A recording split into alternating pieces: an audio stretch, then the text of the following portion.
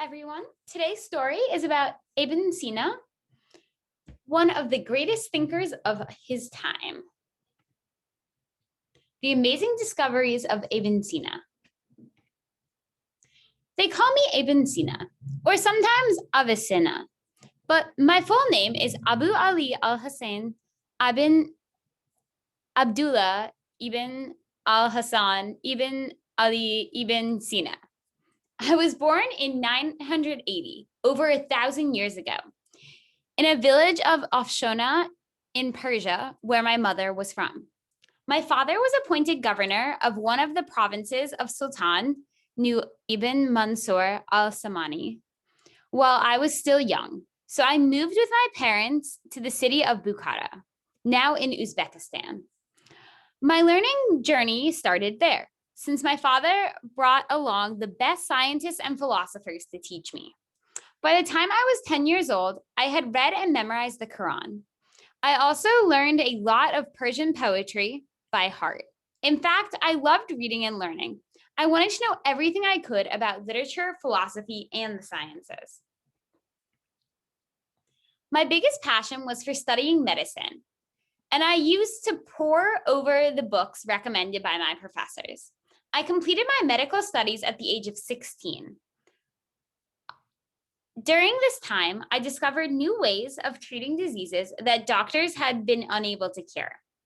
My relatives and friends were amazed by the speed with which I mastered the field of medicine.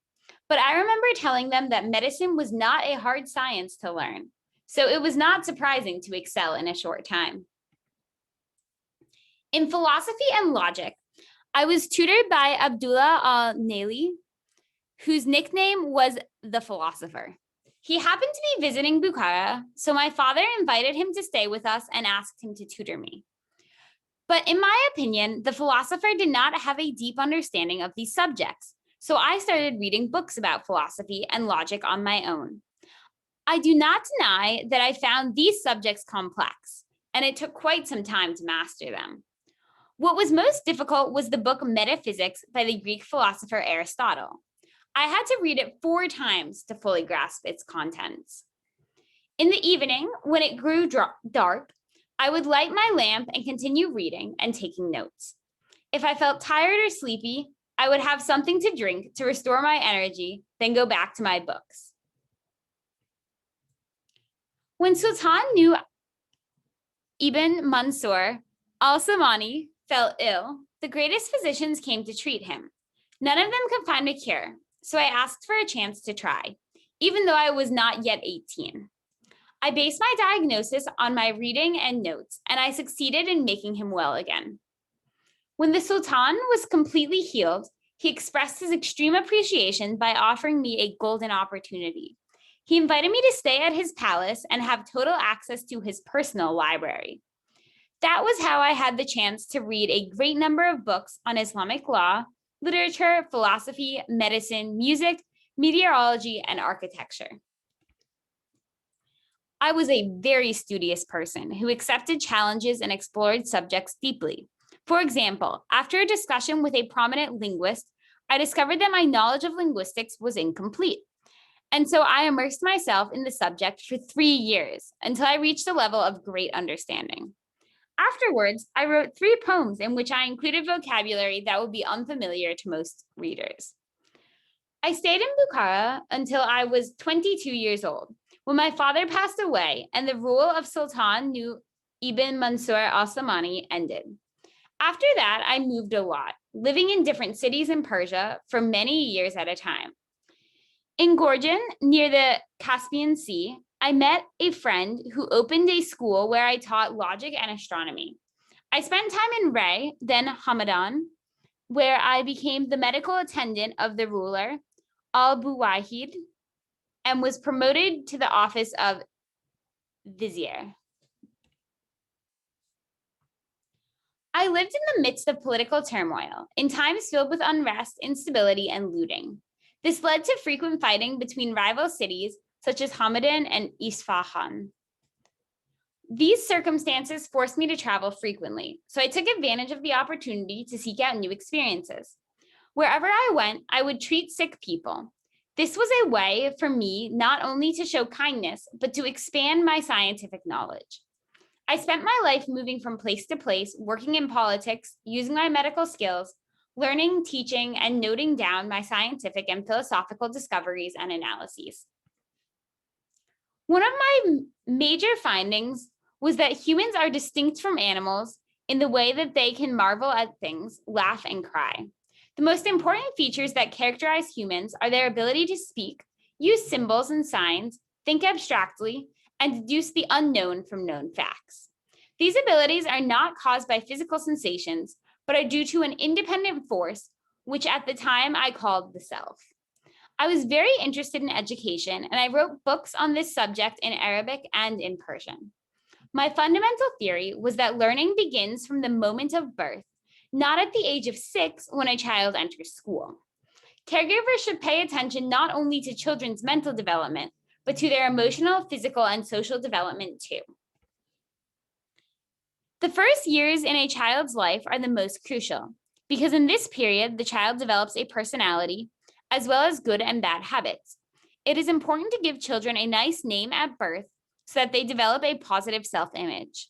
I also stress the benefits of breastfeeding, which maximizes their immunity and protects them from a variety of diseases later on.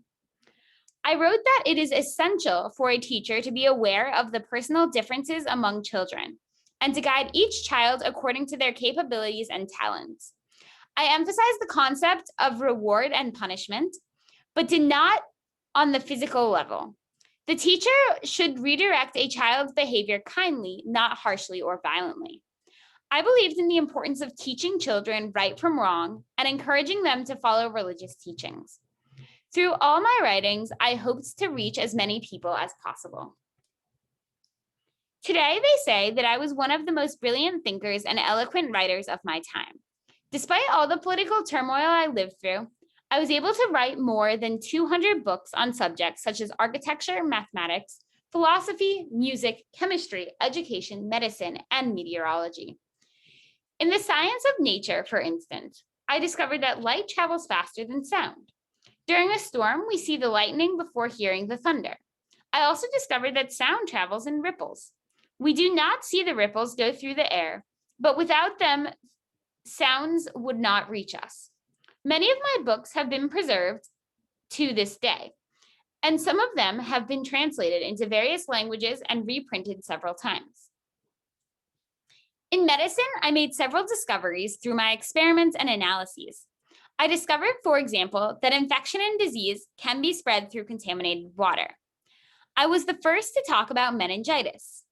I pointed out the differences between types of lung infections and identified infections in different parts of the body. I was also the first to mention that strokes can be fatal and to discover drugs that can activate a weak heart. Whenever I performed surgery, I felt very bad seeing my patients in intense pain.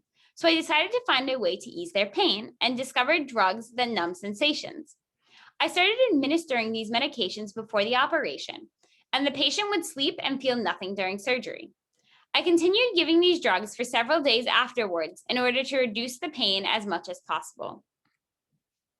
My most famous work is the Canon of Medicine.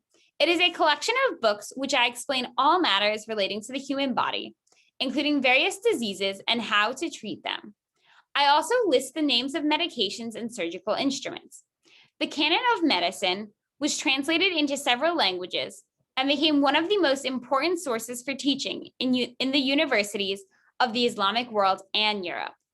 It was used as a major reference through the 1700s. One of the names people gave me was Chief Sheikh. I was also known as the righteous, the king, the judge, and the vizier. In the Western world, they call me the prince of physicians and the father of modern medicine. All these names reflect the fact that I was one of the greatest thinkers in the Islamic world, one of the most prominent philosophers, scientists, and physicians of the East. When I reached my 50s, I felt very ill and lost my physical strength. I would frequently spend weeks in bed taking several kinds of medicine. But the illness worsened, and I knew that if my mind was unable to come up with a cure, there was no point in trying to follow any treatment. According to the books written about my life, I died in Hamadan in 1037. And that's the end of this story. I hope you enjoyed this story of this very important philosopher and researcher who is not as discussed in our history as he should be. Have a great rest of your day. Bye.